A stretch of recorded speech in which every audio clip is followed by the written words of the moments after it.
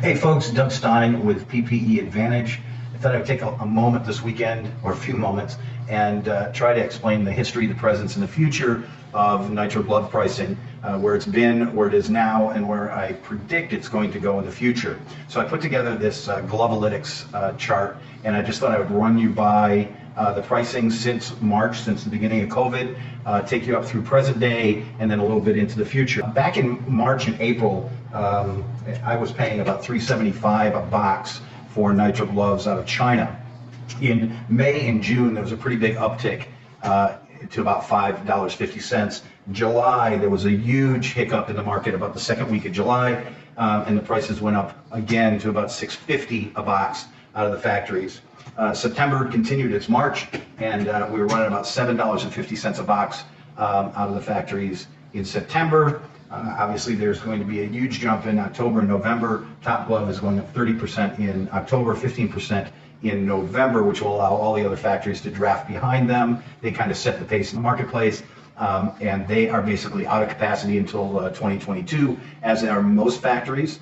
And so I see the glove prices going up to about $9.50. Now, these increases in prices are going back to people that already had deals in place at lower prices. And so now, if those people decide that they will not succumb to these price increases, there may be some production opportunities at some of these factories, as some of the older grandfathered people that were paying less money are edged out of the marketplace. But I see December and January moving up to about $10.50 with some lingering effects from that October and November price increase. I think some of the factories will hold off as long as they can, but they will steadily raise their prices every week as they have been, and we will find ourselves somewhere in the first of the year around $10.50 a box out of the factory. And I would say let's cap at $11 a box into the first quarter of 2021.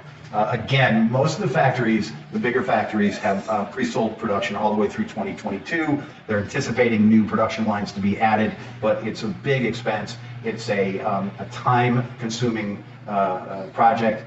It takes a lot of space, it takes a lot of money, it takes a lot of labor. So we've done filling in our Glovalytics chart. You can see, in the beginning of COVID, we started at about $3.75. I think in October, this is where we are right now, about $9.50 is going to be the factory rate if you can get in there and get production. So let's go down and look at some detailed numbers below. So how do the gloves get from the factory at these prices to the end buyer at the prices that you're seeing in the marketplace now? I'll just give you a little bit of structure and some information to help you understand that. So the first person we have, if you can't get direct to the factory, and I can assure you that most people can't, it's way late in the game to get direct to the factory, you go through what they call an F1. Now, an F1 is somebody very well connected to the factory. They're like a representative. Sometimes they're related, sometimes they're government, but they're very well connected into the factory and can move in and out of there and place orders, steal other people's production, as a matter of fact, and they make a pretty penny from the factory, but they also add on a little bit to the importer, so they add normally about 10 cents a box. So if you're lucky enough to know an F1 that's powerful, that can get you in and out of those factories, those are worth their weight in gold. If you can't find an F1, then you're going to move to an F2. And an F2 is basically a friend of an F1. Now, we all have varying degrees of friends. We have friends that we really, really care about, and friends that we're like, meh. So F2s are that way to their F1. So sometimes they're what they call a powerful F2, which means they're really close friends or really well related to the F1. And sometimes they're just kind of like that pest that is always bugging you or bugging the F1. And so sometimes they can get in there and get deals done. Oftentimes they get shut out.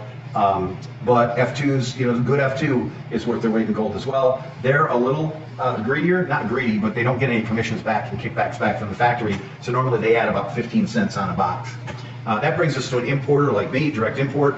And normally, if I have to go through a first remove, or F1 or F2, I am lucky enough to have a couple of memorandums of understandings with some smaller feeder factories. But otherwise, normally, what I'm going to do is I'm going to add 80 cents on a box.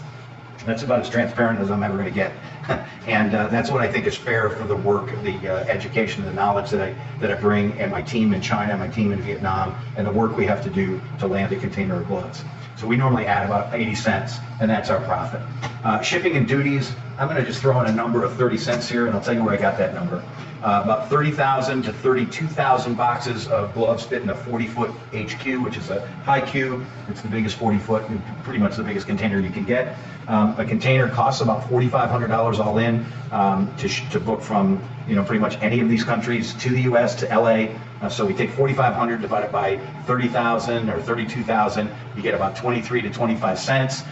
Some of the countries have duties, some of them don't. Some of them, you got customs import charges, you got some small import taxes, export duties, and things like that. So you round it up to about 30 cents to be safe. So if I was selling direct to a buyer back in March and April, I was probably selling for about $5.25 a box. In May and June, $6.95. July and August, $7.95. Right now, I'm selling for about $8.70 to $8.90, depending on the factory. I project that will be somewhere around $10.50, $10.75 towards the end of October and the beginning of November.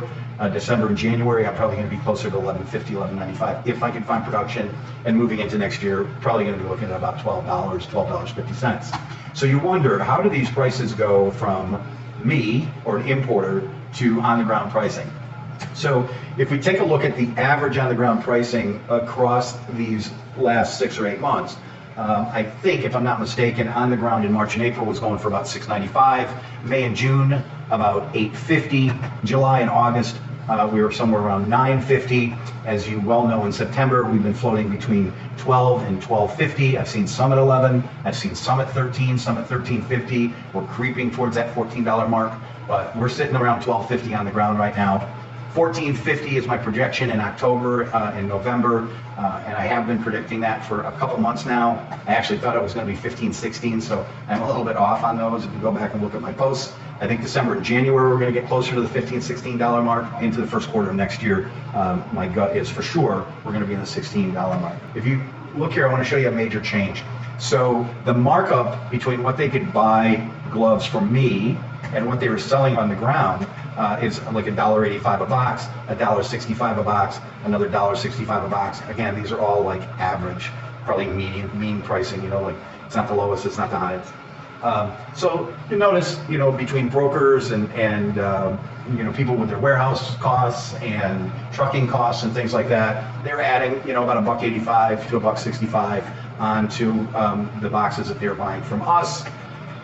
And then all of a sudden, you'll notice in this green area, it jumped to like $3.65. It definitely was $3.65 in September. If I was selling for $8.80 and they're selling for $12.50, the difference is $3.65. I see that continuing all through next year. And you may ask yourself, how did that happen? And my answer to you would be financing and daisy chain brokers.